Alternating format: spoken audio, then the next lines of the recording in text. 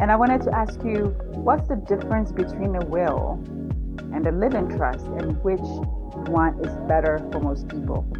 The difference between a will and a living trust is as simple as a will is an instructions to the court, because you still have to go to probate, of what you want to have happen with your things. And then the court decides. In other words, you still have to go to probate if you have a will.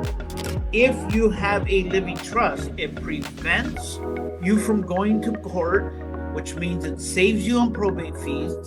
It saves you from headaches and turmoils. Like if you have more than two siblings, there's three of you. Everybody's going to say, Mom wanted this, Dad wanted that, Dad wanted this, Mom wanted that.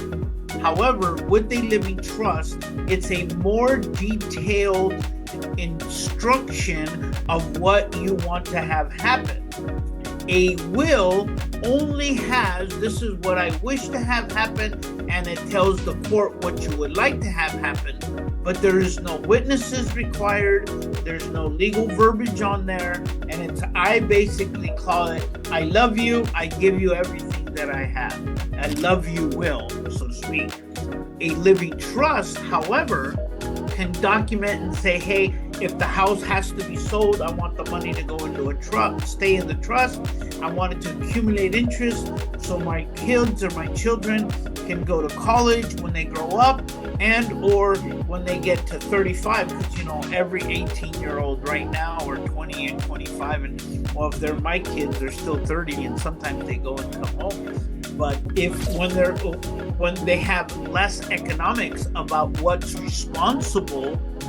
being responsible, you don't want them to get their inheritance and go buy $100,000 car, right? You want them to, and until that, so you can put restrictions on your living trust that they don't get access to the asset until they are mature enough. In the meantime, the money's making more money and it's accumulating, or it's paying for itself.